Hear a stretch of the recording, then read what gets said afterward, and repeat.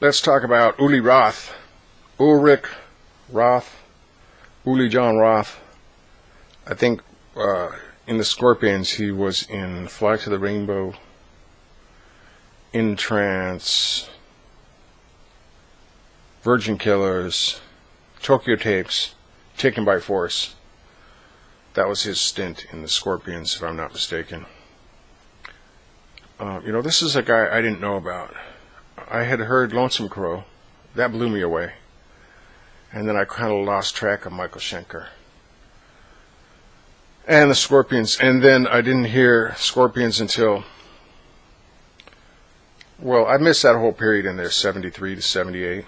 And so I think it was 78 or 79, the Scorpions came out with Love Drive. And that had Matthias Jobs, if I'm not mistaken. And that's the first I heard of the Scorpions. Loving You Sunday Morning. I heard it here on the local KISW 99.9. And I thought, well, that's kind of interesting. I like these guys. And then I was at a kegger, and some kid kept telling me, he just kept going, Uli, Uli. We're all drunk, so it tends to bring out the emotions. And he was like, you got to listen to Ulrich Roth. And so I did. I went back. So I'm way late to this game. By then it's probably, 1982 or something. 1983. I can remember working at the glass factory and listening to In Trance deep in the middle of the night when I was janitor. And that just blowing me away.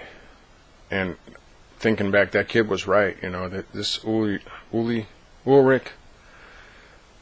one of the most fantastic guitar players, of ever.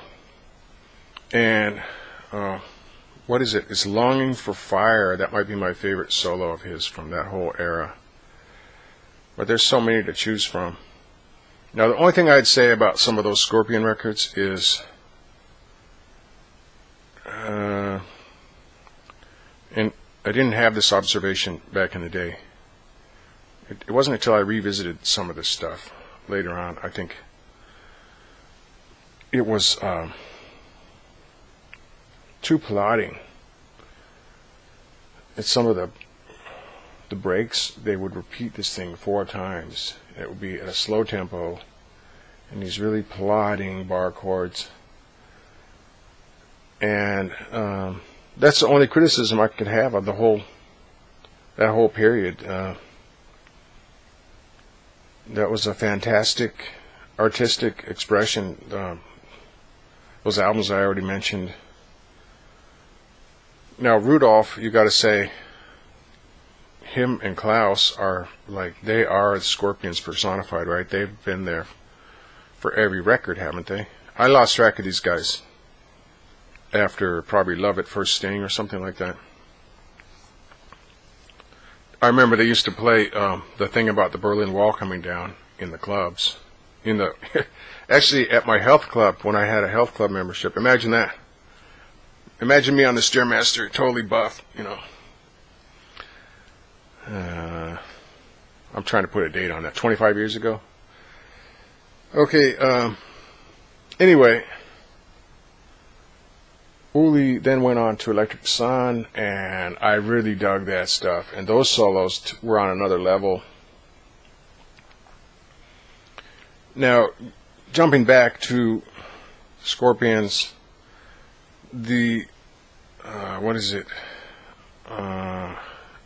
We'll Burn the Sky. I met a guy on a ship when we were fishing. Well, we were processors. There was a Fisher processor ship out there in the Aleutians.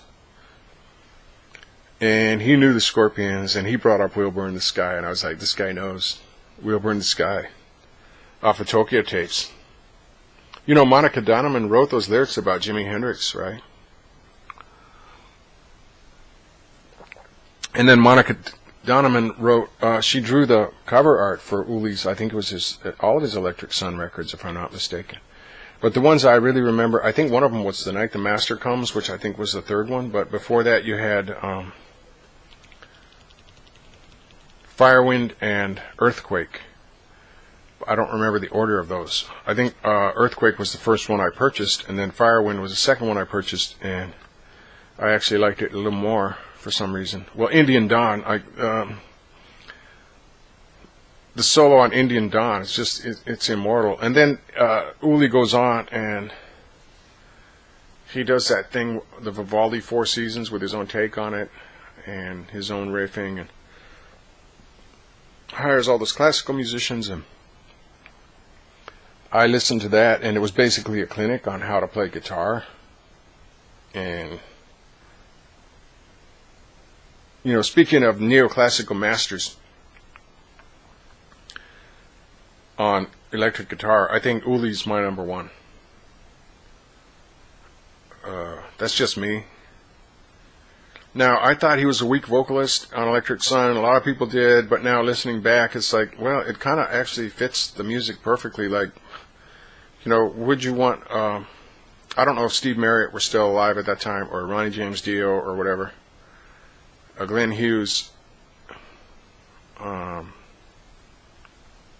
don't know if you'd want any of these guys on the Electric Sun albums. Maybe it totally fits Uli's voice. Anyway, he is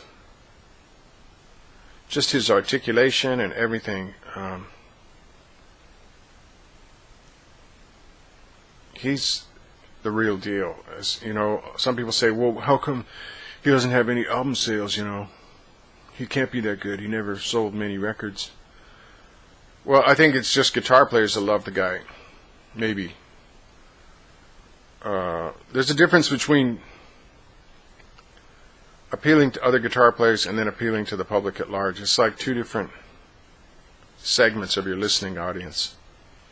And I think Uli definitely has the ears of other guitar players. That's my theory anyway. And Uli, he's at least experienced enough success to where music can be his career and all this, which is a huge deal if you're playing music. So he's definitely one of the masters. Maybe that gets thrown around too much, and it's kind of got a weird meaning in the light of his "The Night the Master Comes" song, right? But I consider him to be another one of the greats.